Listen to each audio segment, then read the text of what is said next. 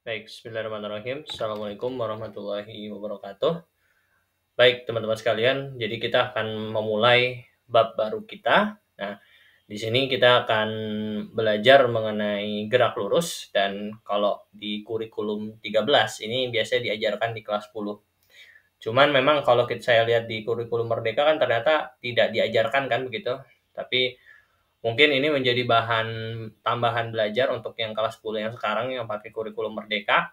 Karena nanti kalau misalkan ada yang mau ikut OSN, ya materi-materi yang keluar adalah materi-materi yang ada di kurikulum 13, bukan cuman materi yang kalian pelajari di kurikulum Merdeka fisikanya.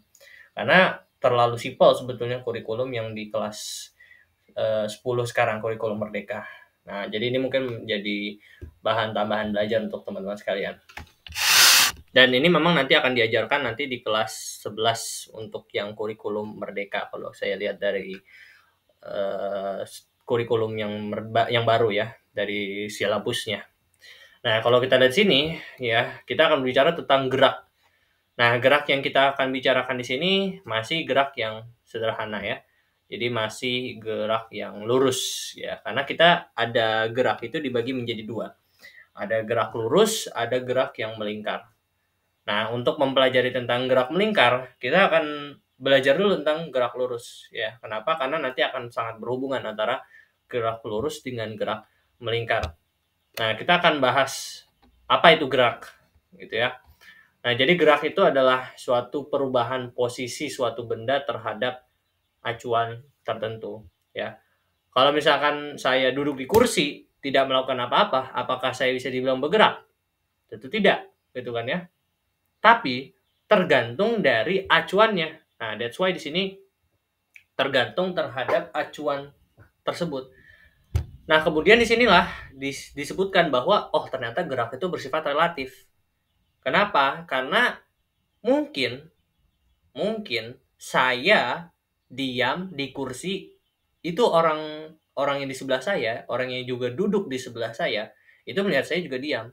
Tetapi kalau misalkan contoh kasusnya begini.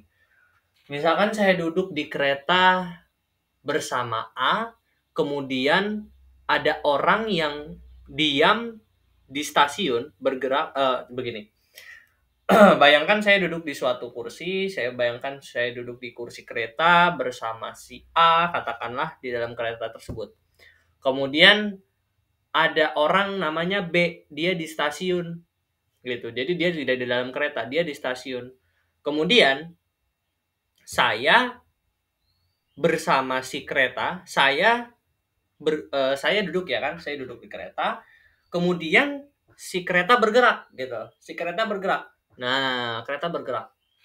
Nah, kalau si A yang berada di dalam kereta bersama saya, mungkin melihatnya saya diam. Gitu. Saya melihatnya saya diam. Kenapa? Karena yang melihatnya dari posisi acuan dia itu dari sudut pandang dia atau POV-nya dia itu saya diam duduk di dalam kursi kereta. Tapi kalau kita lihat berdasarkan acuannya si B yang berada di stasiun, si kereta dan saya itu ikut bergerak entahlah ke kanan atau ke kiri gitu. Jadi intinya bergerak. Walaupun mungkin menurut si A itu diam saya, tapi menurut si B saya bergerak bersama-sama si kereta dan si A pun juga bergerak. Jadi gerak itu bersifat relatif. Itu yang dinamakan gerak relatif. Nanti akan kita mungkin untuk di kurikulum K13 ataupun di kurikulum sekolah itu tidak diajarkan memang gerak relatif. Seringkali itu diajarkannya untuk olimpiade. Tapi ini ya pengetahuan lah ya, sekedar pengetahuan apa itu gerak relatif. Jadi memang gerak itu bersifat relatif, tergantung terhadap acuannya siapa. Apakah acuannya si A atau si B gitu. Jadi bisa berbeda-beda. Kemudian, nah dalam fisika, cabang ilmu yang mempelajari mengenai gerak itu disebut dengan mekanika. Nah, mekanika itu mempelajari tentang segala hal tentang gerak gitu. Dan mekanika sendiri sebetulnya ada pembagiannya lagi gitu. Ada dinamika, ada kinematika. Nah, dinamika, dia mempelajari gerak dengan memperhatikan penyebab geraknya itu. Nah, apa sih yang menyebabkan benda itu bergerak? Tentu didorong gitu ya. Didorong itu kan sebetulnya kita kasih namanya gaya, force. Dalam satuan Newton ya, force itu. Force gitu loh, gaya. Kita kasih dorongan sehingga dia bergerak. Nah, kemudian juga ada yang namanya kinematika. Jadi kinematika itu tidak memperhatikan penyebab geraknya. Oh, si benda itu bergerak karena didorong gitu, atau karena ditarik, atau karena ditendang gitu. Nah, itu bagian daripada dinamika. Tapi kalau kinematika, kita tidak memperhatikan, oh apakah itu karena dia ditendang, ataukah karena dia didorong, atau karena ditarik oleh tali. Enggak. Jadi kita hanya mempelajari pure kinematikanya aja. Hanya mempelajari gerak bendanya aja. Tidak memperhatikan, oh itu gerak bendanya, kenapa tuh bisa kayak gitu? Kenapa bisa terjadi gitu? Enggak. Jadi kita tidak memperhatikan di situ. Itu yang membedakan antara dinamika dan kinematika.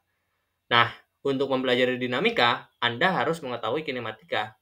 Ya, Anda harus tahu dulu bagaimana dasar-dasarnya, bagaimana gerakan benda tersebut sebelum Anda mengetahui kenapa benda itu bisa bergerak in the first place gitu.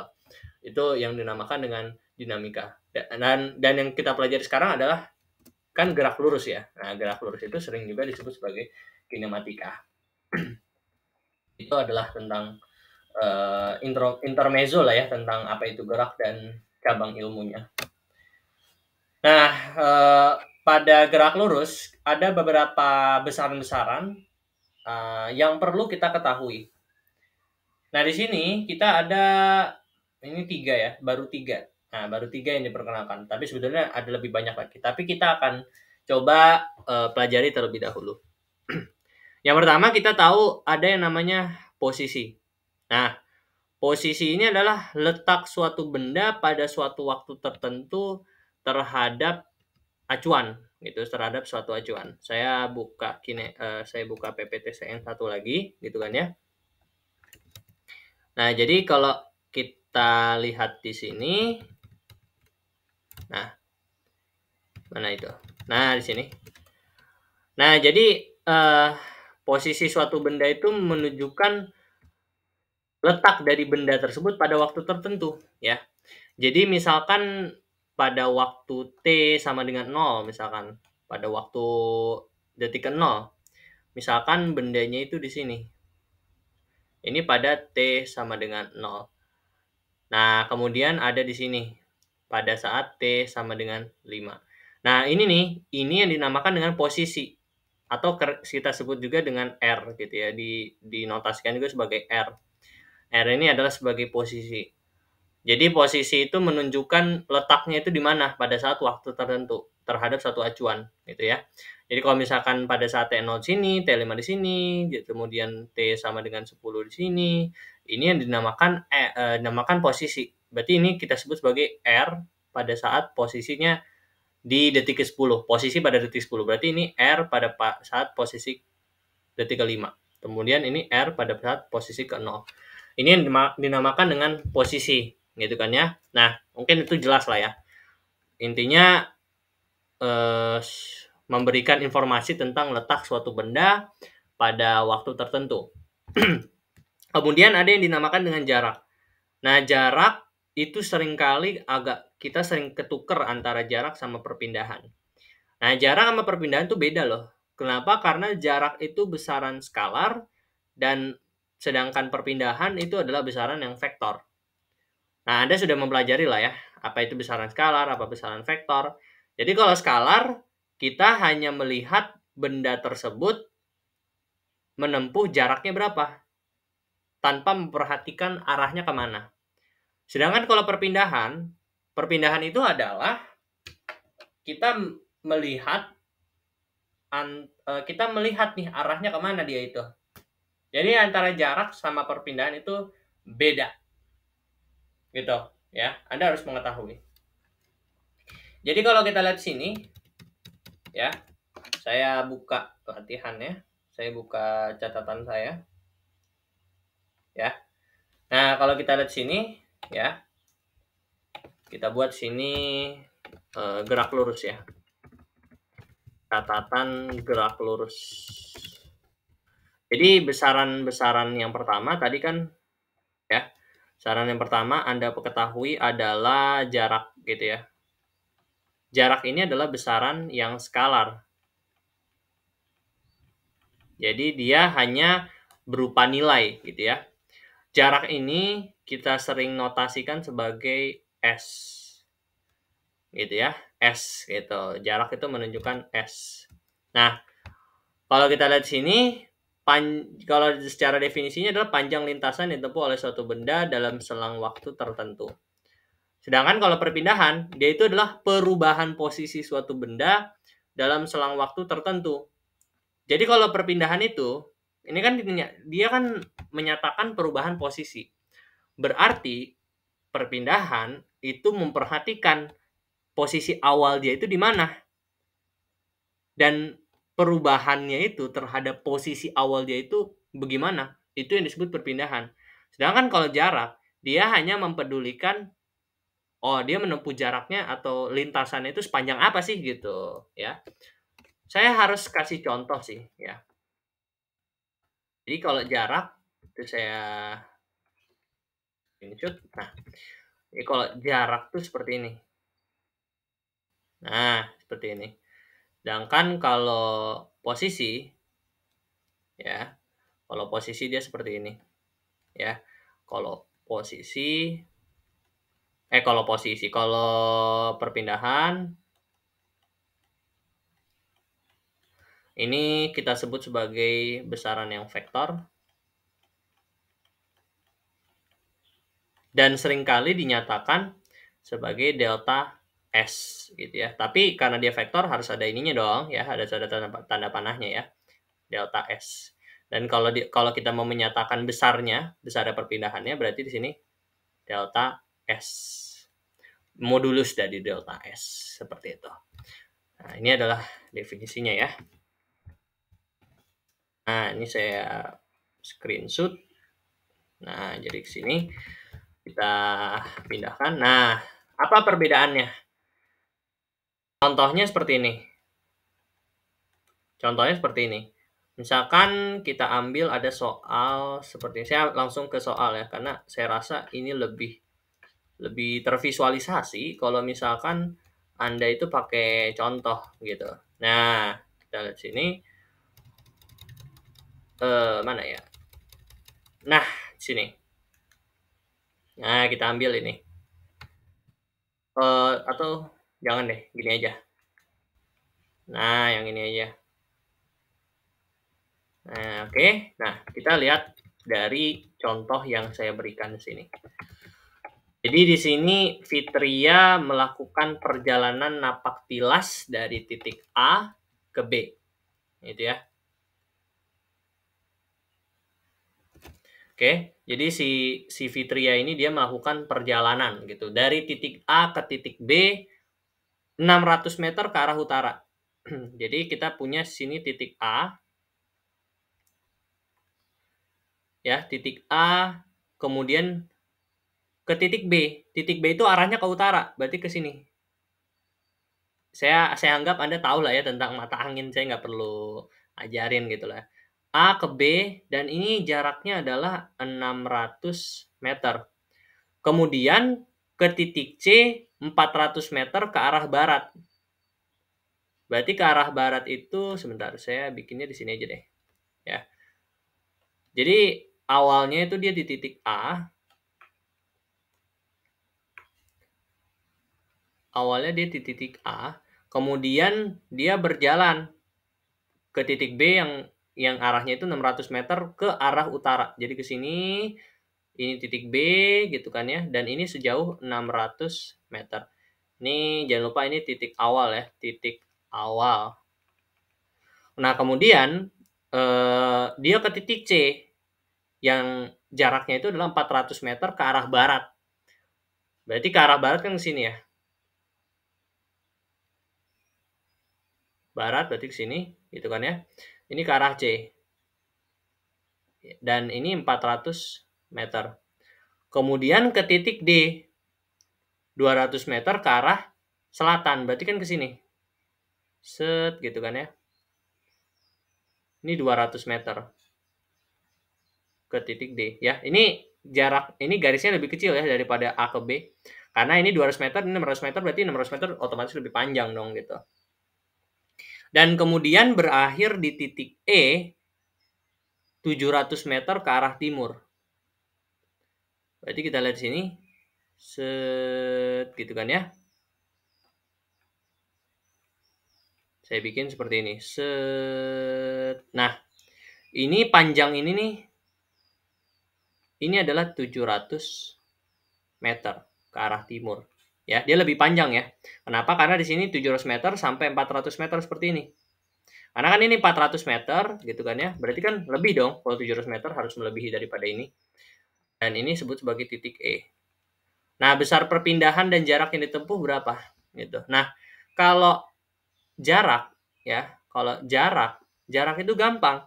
Jarak itu kita tinggal melihat lintasannya tuh dari mana ke mana sih? Kan pertamanya dari A ke B, ya kan? Kemudian dari B ke C, kemudian dari C ke D, ya kan? CD. Terus dari D ke E gitu. Nah, kita tinggal lihat aja panjang AB itu berapa, panjang BC itu berapa.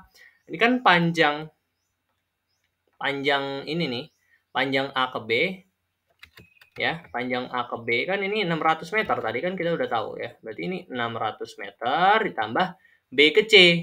B ke C itu kan berarti dari sini ke sini. Berarti berapa dia panjangnya? 400 meter. Jadi sini 400 meter. Tambah C ke D. Ya. Ini 400 meter gitu kan ya. Kemudian dari C ke D berarti dari sini ke sini. Dari sini set ke sini. Berarti berapa? 200 meter. Tambah D ke E. D ke E berapa? D ke E tadi jumlahnya 700 meter. Jadi ya udah ini kita tinggal tambahkan, nanti kita dapat 1900 meter. Ya. Ini adalah jarak yang ditempuh oleh si Fitria. Tapi bagaimana dengan perpindahan? Jadi kalau perpindahan itu prinsipnya kita melihat titik awalnya itu di mana? Titik awalnya adalah dia di A. Kemudian titik akhirnya di mana? Titik akhirnya adalah si E. Maka perpindahannya adalah garis lurus dari A ke E. Jadi kita tidak memperhatikan lintasannya gimana. Kita nggak peduli, oh dia lewat titik B, atau dia lewat titik C, atau dia lewat titik D. Nggak peduli. Pokoknya garis lurus antara si titik awal dengan si titik akhir. Berarti kan perpindahannya kayak gini kalau misalnya kita gambarkan. Set, gitu kan ya. Ini adalah perpindahannya. Ini adalah vektornya. Berarti delta S. Ini vektornya seperti ini. Nah, kemudian bagaimana cara menghitung delta S-nya? Bagaimana cara menghitung delta S-nya, besarnya, gitu kan ya. Nah, kita tahu bahwa nilai B itu adalah semuanya A ke B, ini adalah tadi 600 meter ya. Jadi A ke B itu 600 meter, ini 600 meter, gitu. Nah, ini kan kita bisa pakai Pythagoras ya. Kita harus, untuk mencari delta S-nya ini, kita harus tahu panjang ini dengan panjang ini berapa. Bagaimana caranya, gitu kan ya. Bagaimana caranya? Ya udah. Kita harus cari misalkan ini titiknya, ini titik F gitu ya. Nah, kita harus tahu panjang AF dan panjang FE. Betul nggak? Nah, panjang AF ini kan bisa diperoleh ya. Panjang AF itu dapat kita memperoleh dari mengurangi panjang AB. Panjang AB kan kita ketahui 600 meter, gitu kan ya. Panjang dari sini ke sini, gitu kan ya. Dikurangi dengan panjang apa? Panjang CD, ya. Dikurangi dengan panjang dari CD. Karena kan panjang CD ke sini, berarti ke sini 200 meter. Sisanya berarti yang ini, gitu. Jadi kita kurangi dengan panjang CD. Berarti kita dapatkan AF itu adalah AB, yaitu tadi 600 dikurangi dengan CD, yaitu 200.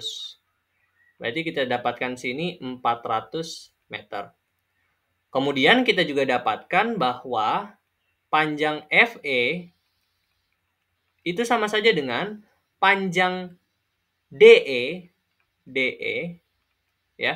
Karena panjang ini ya, panjang ini gitu kan ya, panjang DE dikurangi dengan panjang dari si panjang DE dikurangi dengan panjang si CB, bener gak? Karena kan ini panjang DE, gitu kan ya. Kemudian yang kita mau cari yang ini. Berarti kita harus kurangi yang ini dong. Nah, kita kurangi yang ini. Karena kita nggak perlu, kita perlunya panjang ini. Berarti kita kurangi dengan berapa? Nah, panjang ini kan sama dengan panjang CB, gitu. Itu 400. Nah, that's why kita pakai kurangi dengan CB, gitu. Berarti kita dapatkan DE-nya adalah tadi 700 dikurangi CB-nya adalah 400. Ini adalah 300 meter. Berarti AF-nya adalah 300, AF-nya adalah 400, ini adalah 300. Nah, maka dengan menggunakan Pythagoras, besarnya delta S, besarnya itu adalah akar dari 400 di kuadrat ditambah 300 di kuadrat. Dan ini akan menghasilkan kita 500. Nah, ini adalah delta S-nya, besarnya delta S-nya. Tapi kalau kita mau menyatakan dengan delta S-nya dalam vektor, maka kita harus lihat arahnya kemana nih. Arahnya ya kalau kita lihat ini dia ke arah utara timur laut. Berarti dia arahnya ke timur laut kalau kita pakai kompas ya. Berarti 500 meter ke arah timur laut. Nah, ini adalah yang disebut dengan delta S atau perpindahan gitu. Jadi, intinya delta S itu dia memperhatikan posisi awal ya. Ini saya tambahkan ya. Dia memperhatikan posisi awal,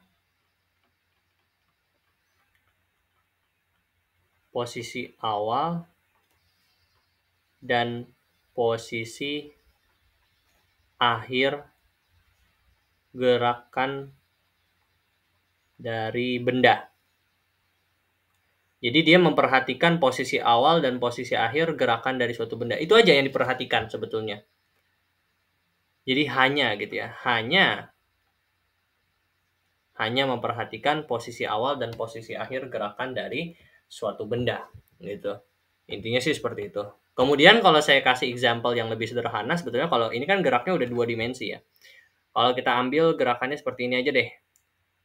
Orang bergerak dari posisi awalnya posisi O gitu kan ya. Kemudian dia bergerak ke posisi A, yang mana posisi O ke A ini adalah 300 meter. Kemudian bergerak ke posisi B. OB ini dari A ke B gitu. Dari A ke B, kemudian dari OA dia bergerak berapa?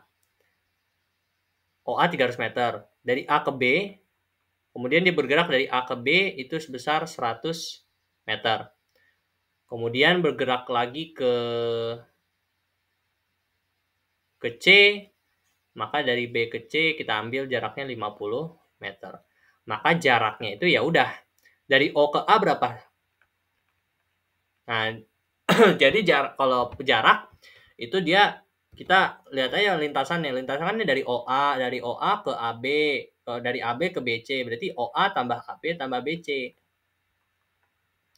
Ya udah ini tinggal dijumlahkan aja 300 tambah 100 tambah 50. Berarti S-nya sama dengan 450 meter. Bagaimana kalau misalkan perpindahannya? Kalau perpindahan, kita lihat ya, bahwa posisi akhirnya dia ada di C. Posisi awalnya ada di si O, gitu. Berarti jarak O ke C ini yang kita cari, gitu. Nah, gimana cara kita mencarinya, gitu kan ya? Nah, ini kan sebenarnya gampang, gitu kan? Sebenarnya gampang. O ke A kan 300, ya kan? O ke A, dia 300. Kemudian dari A ke B, ya, A ke B, itu dia berapa? A ke B itu dia 100. Dari B ke C dia 50. Ini kan yang mau kita cari nih, si X ya kan, katakanlah. Nah, berarti itu kan ya. Berarti delta S-nya ini adalah 300 ya kan, OA dikurangi dengan AB dikurangi dengan BC. Ini besarnya ya, delta S-nya ya. Kalau besarnya kita nyatakan seperti ini. Berarti delta S-nya sama dengan 300 dikurangi dengan 100 kurangi dengan 50. Maka delta S-nya sama dengan 150 ya, 150 meter. Nah, ini delta S-nya, ini besarnya delta S-nya, maka kalau kita nyatakan dalam bentuk vektor, dia kan perpindahannya ke kanan ya. Karena dari titik acuan dia ke kanan. Berarti 150 meter ke kanan. Pokoknya kalau dalam bentuk vektor ya kita harus nyatakan arahnya. Seperti itu. Seperti itu ya. Jadi Anda harus mengerti. Gitu ya. Jadi inilah perbedaan antara jarak dengan perpindahan. Seperti itu. Mungkin dari dua contoh ini mengerti lah ya. Karena saya kasih contoh seperti ini kenapa ya? Karena ada yang menuliskan bahwa delta S ini sama dengan X2 dikurangi X1. Sebetulnya dalam beberapa kasus ini works ya. Kenapa? Karena memang delta S itu kan perubahan antara posisi awal dengan posisi akhir. Posisi awalnya kan X1, posisi akhirnya X2. Ya udah dikurangin aja X2 kurang X1. Tapi ini tidak berlaku untuk semuanya, untuk semua rumus. Kenapa? Karena apakah berlaku untuk posisi yang seperti ini? Gerakan yang seperti ini apakah berlaku? Ya tidak. Ya kenapa? Karena ini lebih kompleks gitu ya. Jadi tidak bisa kita menyatakan X delta S sama dengan X2 kurang X1 gitu ya. Saya nggak menyarankan, tapi saya lebih menyarankan Anda untuk pakai logika aja sih sebenarnya. Gitu. Jadi pokoknya perhatikan posisi awal dan posisi akhir dari si benda tersebut seperti itu. Oke? Itu yang saya sarankan. Itu ya. Oke, itu untuk masalah perpindahan dan jarak gitu kan ya. Perpindahan, jarak gitu ya, dan juga posisi. Kemudian ada besaran lainnya ya. Nah, kita akan mulai masuk nih. Ada kelajuan. Kalau kelajuan, ya kita lihat sini, kelajuan itu adalah besaran skalar. Dan dia hanya mempunyai nilai. Kemudian ada juga kecepatan. Kalau kecepatan berarti dia vektor, memiliki nilai dan arah. Gitu kan ya. Ini perbedaannya, gitu kan ya. Nah, kalau kelajuan dia skalar, kalau kecepatan dia vektor. Kalau kelajuan itu dinyatakan sebagai V seperti ini, gitu kan ya. Sedangkan kalau kecepatan dia dinyatakan dengan dalam vektor. Nah, ini disebut sebagai kecepatan, ini disebut sebagai kelajuan. Gitu, ya. Nah, kalau untuk menghitung kelajuan rata-rata, V itu adalah S dibagi dengan T. Ini yang disebut sebagai kelajuan rata-rata. Jadi V sama dengan S per T. Jadi kelajuan itu adalah jarak tempuh total dibagi dengan selang waktunya. Gitu. Jadi kalau misalkan orang nih menempuh jaraknya 100 meter dalam 20 detik, berarti kan 100 dibagi 20, bener nggak? Jadi 100 bagi 20, 5 meter per second. Itu kelajuannya. Itu kelajuannya. Tapi bagaimana dengan kecepatan? Kalau kecepatan dia berbeda. Kecepatan itu adalah perpindahan dibagi dengan selang waktu. Jadi beda ya. Beda kan? Jadi kalau V, nah ini untuk kelajuan rata-rata. Kalau untuk V, untuk vektor, V-nya adalah perpindahan delta S dibagi dengan T, gitu kan ya. Dibagi dengan waktunya. Ini yang disebut sebagai kecepatan rata-rata. Jadi kalau ini bedanya dia pengukuran V-nya ini berdasarkan kecepatannya. Berdasarkan perpindahannya, gitu. Jadi ada perbedaan di sini antara kelajuan rata-rata dengan kecepatan rata-rata gitu. Jadi kalau kelajuan dihitung berdasarkan jarak tempuh dan kalau kecepatan dia berdasarkan perpindahan. Contohnya lihat di sini ya, ini contohnya nih. Ini masih berkaitan dengan tadi tuh ya. Nah, kalau kita lihat sini gambar di bawah melukiskan perjalanan Rani dari A ke C melalui B. Jarak AB 40 meter ditempuh dalam waktu 0,5 jam dan jarak BC 30 meter ditempuh dalam waktu 2 jam. Nah, besar kecepatan rata-rata dan kelajuan rata-rata yang ditempuh oleh Rani tersebut adalah, nah, jadi kalau kita lihat sini, dari A ke B ini adalah 40 meter gitu dalam waktu 0,5 jam. Gitu. 0,5 jam. Kemudian dari B ke C ini 30 meter dalam waktu 2 jam. Nah, besar kecepatan rata-rata dan kelajuan yang ditempuh oleh Rani ya, berarti yang pertama kita harus cari V. V itu apa sih? V-nya adalah kecepatannya ya, kelajuan. Kita cari kelajuan dulu. Kelajuan. Kalau kelajuan kan jaraknya V sama dengan S dibagi dengan T. S-nya berapa? Berarti kan S itu kan jaraknya. Jaraknya itu panjang lintasannya. Berarti panjang lintasannya apa? Dari apa? Dari A ke B, kemudian B ke C. Ya udah tinggal tambahin aja. A ke B 40, B ke C 30. Berarti 40 ditambah 30 dibagi selang waktunya untuk menempuh lintasan seperti itu, A ke B, kemudian B ke C, itu berapa jam? 2,5 jam. Berarti V sama dengan 70 bagi 2,5. Berapa tuh? 70 bagi 2,5. 70 dikali 2/5 ya. Dibagi 2/5, dikali 2/5. Ini berarti 14 gitu kan ya. 28. Berarti V-nya adalah 28 meter per jam ya, karena satuannya di sini meter, di sini jam. Jadi meter per jam ya. Kalau misalkan menjadi kilometer per jam ya juga boleh sebetulnya, tapi saya sih enggak ya, mending enggak sih. Karena ya udah, satuan mah nggak terlalu penting, saya hanya melihat prosesnya aja. Tapi kalau mau diubah ya bebas gitu. Jadi 28 meter per jam. Kemudian bagaimana dengan kecepatan?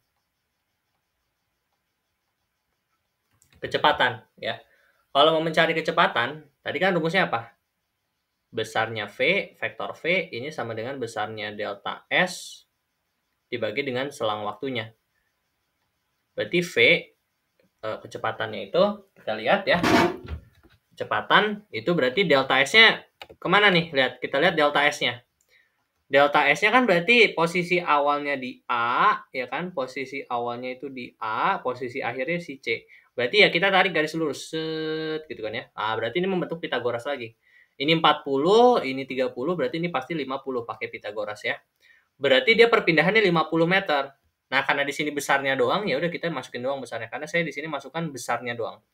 50 dibagi. Nah, waktunya walaupun dia lintasannya seperti ini, bukan berarti waktunya itu tetap 0, bukan berarti waktunya itu juga kita untuk mencarinya kita pakai Pitagoras. Jadi 2 kuadrat tambah 0,5 kuadrat. Enggak. Kenapa?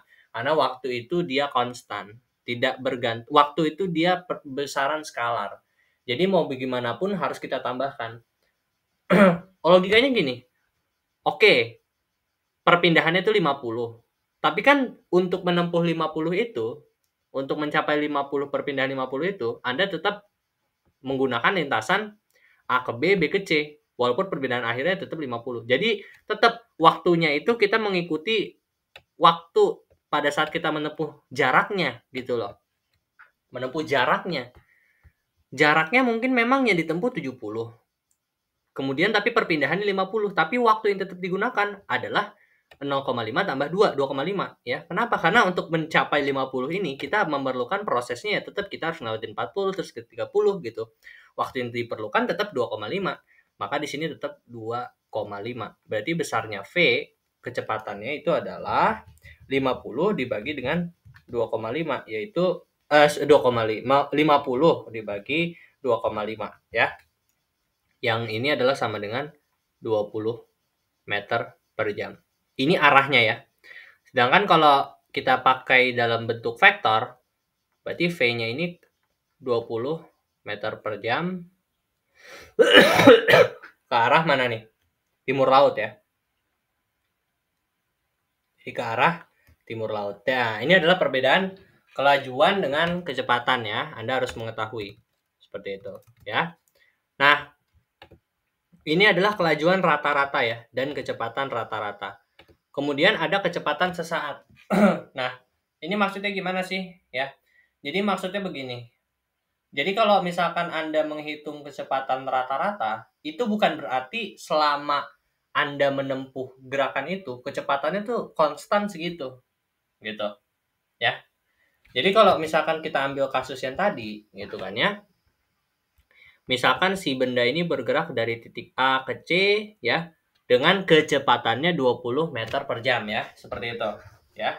20 meter per jam. Tapi bukan berarti setiap waktu dalam ini kan waktu tempuhnya 2,5. Bukan berarti selama 2,5 itu kecepatan itu konstan 20 meter per jam. Bisa jadi kecepatannya itu berubah-ubah ya. Kecepatannya itu berubah-ubah. Nah, untuk jadi bagaimana caranya kita untuk menyatakan waktu, posisi ataupun juga kecepatan? Bagaimana caranya kita mau kita mau menyatakan kecepatan dari suatu benda exactly pada saat waktu tertentu. Misalkan di T sama dengan 1, di T sama dengan 5, atau T sama dengan 1 jam, T sama dengan 2 jam. Bagaimana caranya? Nah, inilah yang disebut dengan kecepatan sesaat. Dan itu kita harus menggunakan kalkulus untuk menyatakan hal tersebut. Yang mana di sini kita pakai limit delta T-nya sama menuju 0 dari delta X per delta T. Nah, ini mungkin agak sulit ya definisi ini. Tapi saya akan mudah. Nah, ini bisa kita tuliskan juga sebagai dx per dt atau dr per dt. Ya, maksudnya apa? Gitu. Nah, saya mungkin nggak akan terlalu menjelaskan terlalu panjang, tapi intinya kecepatan sesaat ini berguna untuk kita itu untuk menentukan posisi dan jarak, posisi ataupun kecepatan ataupun percepatan dari suatu benda pada saat waktu tertentu. Itulah yang disebut dengan kecepatan sesaat. Nanti juga ada yang namanya percepatan sesaat. Oke? Nah, contohnya tuh gimana sih? Mungkin Anda nggak akan ngeh kalau misalkan saya nggak kasih contoh. Saya kasih contoh seperti ini. Gitu kan ya. Saya kasih contoh blank gitu kan ya. Nah, biasanya untuk kalau misalkan ditanya nih ya, berapa kecepatan saat dari benda ini di saat posisi ini? Nah, biasanya dikasih fungsi awalnya itu gimana? Gitu. Jadi, biasanya soal-soal yang ditanya kecepatan sesaat itu diberikan fungsi posisinya atau fungsi kecepatannya yang menyatakan posisi atau kecepatan benda tersebut pada waktu sembarang gitu ya. Mana pennya? Nah, misalkan seperti ini ya. Biasanya dikasih fungsi posisinya gimana? Jadi misalkan dikasih fungsi posisi dari suatu benda terhadap waktu itu bekerja berdasarkan fungsi 3T kuadrat ditambah 5T ditambah 5. Nah, jadi maksud daripada fungsi ini adalah fungsi ini menyatakan posisi dari suatu benda untuk sembarang T. Gitu. Nah, kemudian kita ditanya kecepatan benda ketika T sama dengan 2 itu berapa gitu. Ataupun seperti itu ya. Bagaimana kecepatan benda ketika T sama dengan 2. Nah, dari definisi ini yang sudah saya berikan bahwa kecepatan saat adalah turunan ya. Ini namanya turunan. Turunan daripada fungsi posisi terhadap waktu, berarti ya untuk mengerjakan soal ini berarti V untuk mencari fungsi, berarti V sebagai fungsi T Ini sama dengan dr per dt.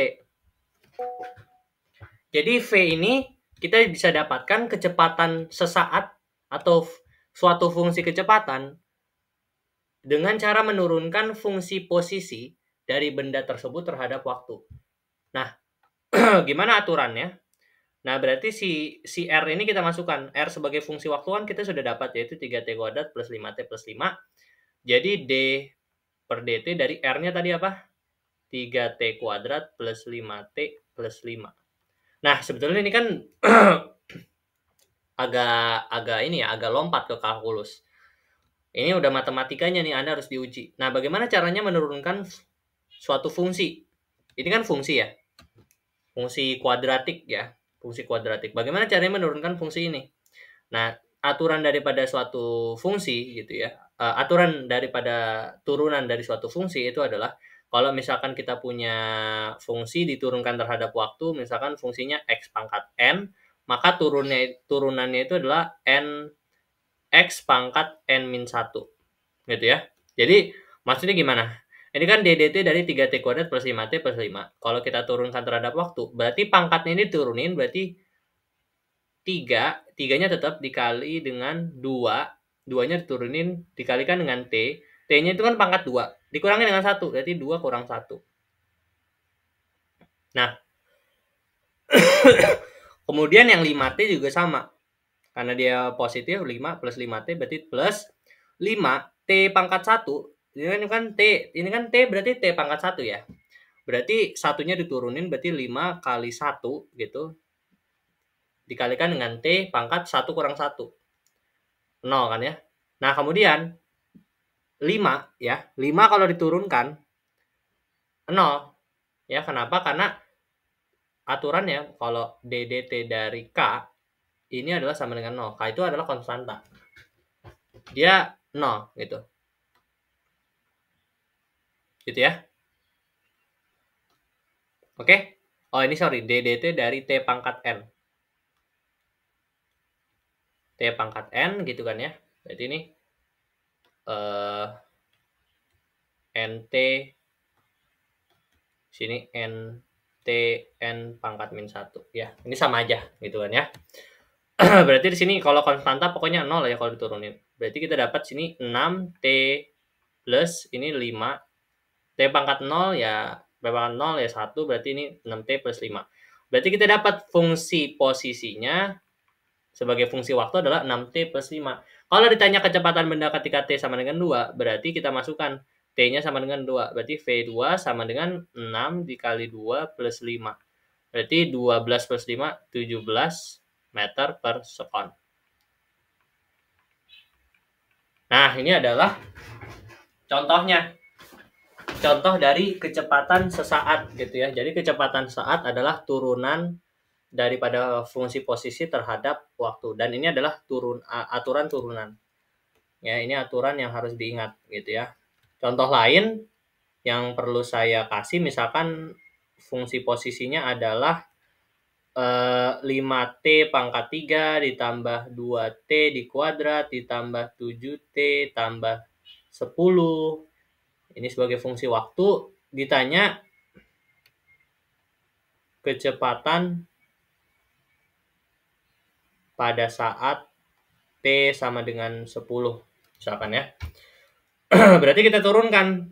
Kita pakai definisi V, mencari V dengan turunan gitu ya, dengan menggunakan turunan. Berarti VT ini sama dengan dr per dt. Nah, R itu fungsinya itu adalah tadi kita masukkan 5T pangkat 3 tambah 2T di kuadrat plus 7T plus 10. Kita gunakan aturan ini gitu kan ya. Berarti jadinya 3-nya diturunin berarti 5 kali 3 T pangkat 3 dikurang 1 ya. 3 kurang 1 ditambah 2 diturunin jadi 2 kali 2. Jadi T pangkat 2 kurang 1 tambah 7T berarti 7T-nya turunin berarti T pangkat 1 berarti 7 kali 1 dikali T 1 kurang 1. Nah, karena ini konstanta nggak usah ditulis ya. Berarti ini jadinya 15T kuadrat ditambah 4T plus 7 ya. Karena ini T pangkat 0 1 berarti 7. Berarti V sebagai fungsi waktu, Vt-nya, fungsi kecepatannya adalah ini. Nah, kalau misalkan ditanya T pangkat 10, pada saat T10 masukkan. Berarti V10 ini sama dengan 15 kali 100 ya. Ini 15 dikali 100 ditambah 4 dikali 10 ditambah 7. Berarti 1500 tambah 47. 1547 meter per sekon. Ini ada jawabannya. Jadi gampang ya. Memang ini sedikit agak kecepatan. Maksudnya belum diajarkan di matematika gitu ya. Kalkulus kalian baru belajar di kelas 11 kayaknya untuk yang kurikulum 13. Jadi memang cukup skipnya lumayan banyak, tapi saya hanya akan keluarkan soal-soal yang dasar. Ya palingan kayak gini-gini doang sebetulnya. Misalkan contoh soalnya ya ini. Nah, seperti ini misalkan. Ya, saya langsung kerjakan di sini nomor 6 di sini. Nah, mobil bergerak lurus berubah beraturan dengan persamaan, apa saya perlu zoom in ya? Oke, perlu saya zoom in. Nah, mobil bergerak lurus berubah beraturan dengan persamaan persamaan kecepatan ya. Persamaan posisi, sorry. Ini persamaan, harusnya persamaan posisi. Persamaan posisinya X itu sama aja dengan R ya. Jadi, XT ini sama dengan R sebagai fungsi waktu. Nah, ini harusnya ada vektornya gitu. Tapi memang kalau nggak dituliskan juga nggak apa-apa sih. Tapi saya lebih suka kalau pakai vektor. Jadi, X sebagai fungsi waktu ini sama dengan 2T pangkat 3 minus 4T plus 5. Di mana X dalam meter dan T dalam sekon. Besar kecepatan mobil ketika bergerak selama 5 sekon adalah, kita pakai definisi yang tadi gitu sebetulnya. Kita pakai definisi yang tadi ya. Bahwasanya kecepatan itu adalah turunan daripada fungsi posisi terhadap waktu. Bisa dinyatakan sebagai X, bisa dinyatakan sebagai R, sama aja ya. Jadi XT atau RT itu sama aja. Jadi sini kan XT. Jadi XT itu sama dengan RT yang tadi saya contohkan.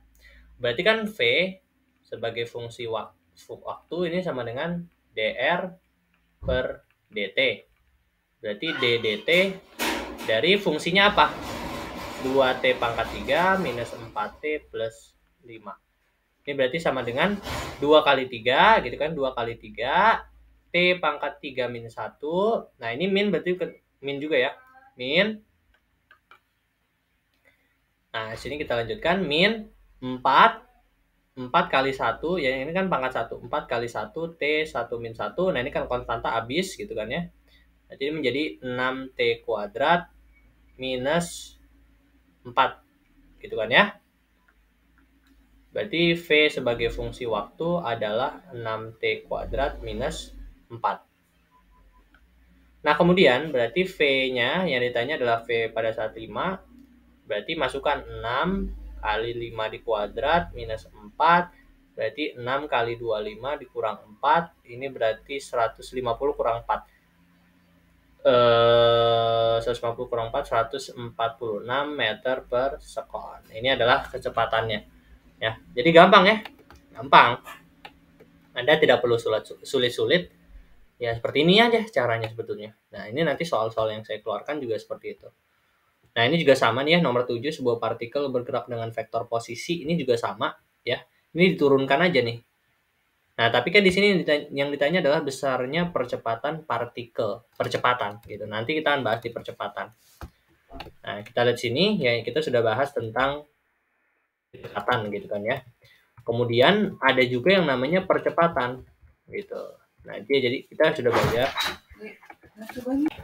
Oke, kita lanjutkan. Nah, kemudian kita tahu ada percepatan.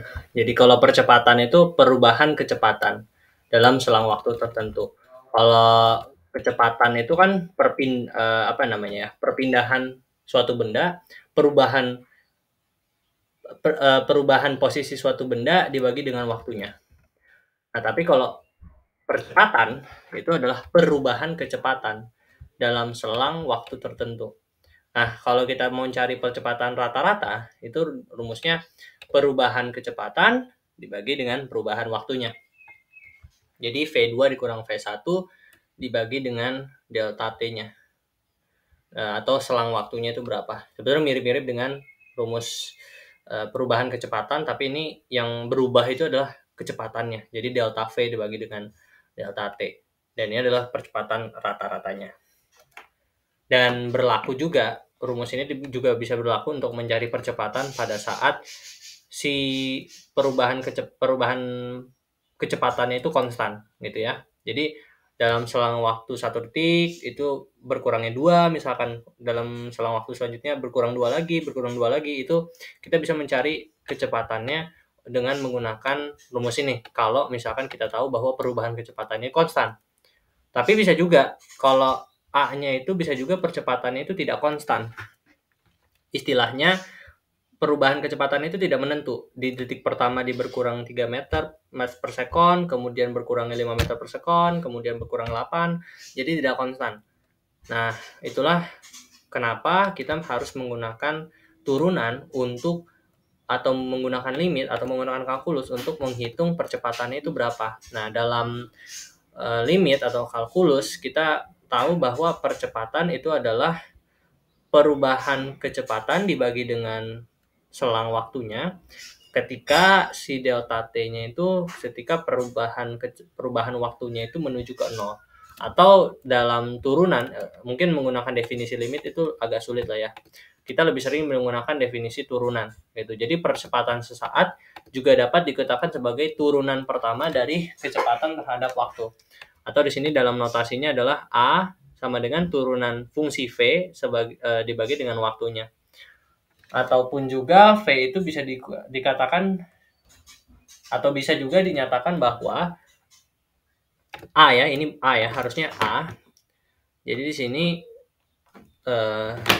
A itu bisa dinyatakan sebagai turunan daripada fungsi kecepatan terhadap waktu. Bisa juga dikatakan sebagai turunan kedua dari posisi terhadap waktu. Atau bisa juga D2R terhadap DT, terhadap waktu gitu kan ya. Jadi bisa juga dikatakan seperti itu gitu. Nah, ini yang lebih sering digunakan sih. Sebetulnya yang turunan kedua ini Anda tidak perlu hafalkan lah ya. Yang penting Anda tahu hubungan antara A dengan kecepatan itu adalah percepatan itu adalah turunan daripada fungsi kecepatan terhadap waktu. Jadi kalau kita ambil contoh soal, sebuah mobil mula-mula bergerak dengan kecepatan 6 meter per sekon, lalu dalam selang waktu 5 sekon kecepatannya berubah menjadi 20 meter per sekon. Berapa percepatan mobil tersebut? Nah, biasanya kalau model soal seperti ini, artinya percepatannya itu konstan gitu. Jadi ya kita bisa pakai rumus yang pertama ini, delta V per delta T. Nah, kita tahu bahwa kecepatan delta V itu kan awal delta V ya. Kecepatan akhirnya itu 20, kecepatan awalnya 6. Berarti delta V itu kan V2 dikurangi dengan V1 gitu ya. Makanya ya makanya saya bilang bahwa delta X itu bisa X2 kurang X1 untuk beberapa kondisi. Kalau misalkan pertama dia itu bergerak satu dimensi. Jadi bergeraknya cuma di satu dimensi, antara di dimensi X atau di dimensi X doang atau di dimensi Y doang. Dan juga bergeraknya satu arah. Jadi kalau misalkan dia ke kanan terus. Kalau misalkan ke kiri, dia ke kiri terus. Itu bisa kita pakai. Bisa kita pakai rumus ini.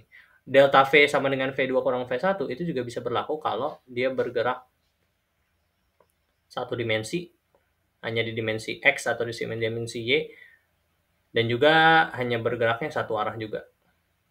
Kalau ke kanan, kalau ke kiri, kalau ke atas, ya ke bawah. Jadi kalau misalnya seperti ini, delta V sama dengan V2 kurang V1, V2-nya 20, dikurang V1-nya 6. Selang waktunya kan kita mengukur waktunya dari 0 ke 5. Dari waktu 0 sampai waktu 5 sekon. Berarti 5 ya. Soalnya kalau delta T itu sebenarnya waktu yang ditempuh aja sih sebenarnya. Pada saat 5 sekon. Ya, dalam hal ini waktunya itu 5 sekon. Waktu tempuhnya untuk berubah dari kecepatan 6 ke 20 atau 5. Berarti delta T-nya otomatis 5. Jadi 14 bagi 5, 22,8. Nah, kemudian ini adalah contoh soal untuk benda titik yang bergerak di bidang X, Y dengan percepatannya VT sama dengan T kuadrat plus 3T plus 1 dan diturun menentukan percepatan gitu ya. Nah, kalau misalnya seperti ini sebetulnya ya ini sama dengan ini konsepnya dari pakai yang ini. A sama dengan dV per dt gitu. Jadi kita turunkan fungsi posisi ini dengan menggunakan aturan turunan sederhana gitu. Kita dapatkan fungsi A-nya itu, fungsi percepatannya itu adalah ya, kita dapatkan fungsi percepatannya di sini sebagai A sama dengan 2T plus 3 gitu ya. Jadi kita dapatkan A sama dengan 2T plus 3 ya. Jadi A sebagai fungsi waktu ini adalah 2T plus 3. Karena yang ditanya T sama dengan 1, berarti A dalam waktu 1 ya. Jadi A1 ini sama dengan 2 plus 3 yaitu 5 meter per sekon kuadrat ya. Satuannya meter per sekon kuadrat. Ini salah nih ya satuannya. Jadi 5 meter per sekon di kuadrat. Kemudian ini juga ya, ini juga di sini ditanya YT, diketahui YT sama dengan T kuadrat dikali T min setengah. Nah, yang ditanya adalah percepatan benda tersebut setelah bergerak selama 0,5 sekon. Nah, dia menggunakan definisi AT sama dengan 2D kuadrat Y per DT kuadrat. Jadi, kita tahu bahwa percepatan adalah turunan kedua daripada fungsi posisi terhadap waktu. Nah, sebetulnya selain metode ini, sebenarnya kan metodenya agak sulit ya. Sebenarnya saya bisa jelaskan caranya gimana, tapi nanti akan lebih sulit. Mendingan seperti ini. Approach lain yang saya bisa ambil kalau dari soal ini sih sebetulnya seperti ini gitu ya.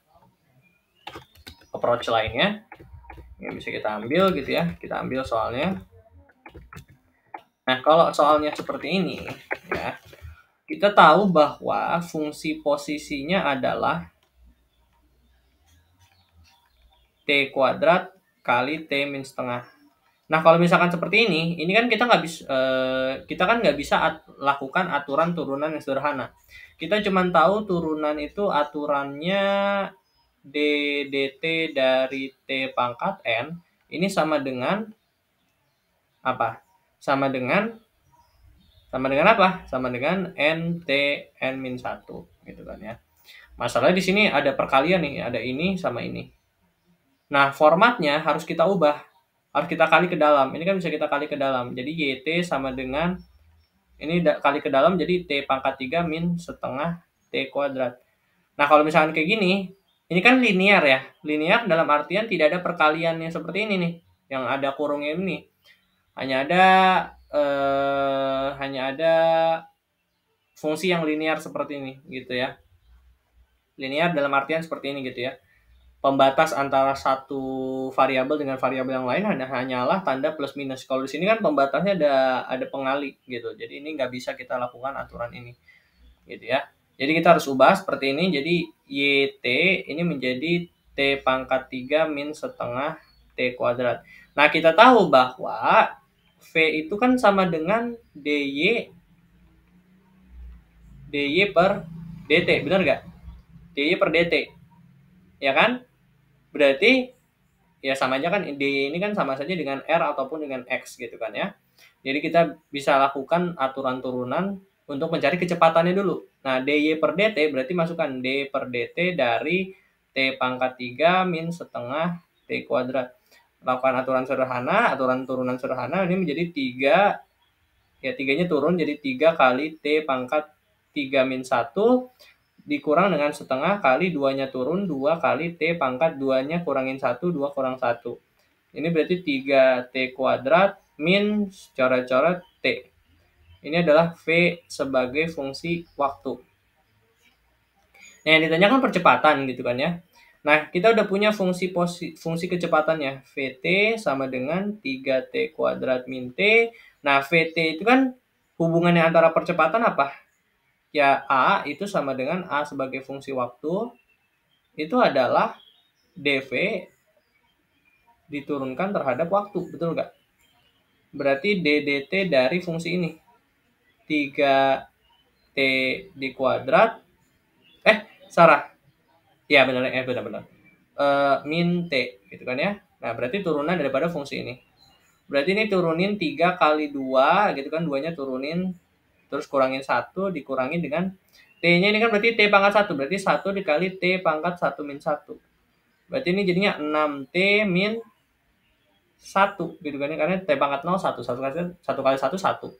Berarti A sebagai fungsi waktu adalah seperti ini. Yang ditanya adalah selama 0,5 sekon.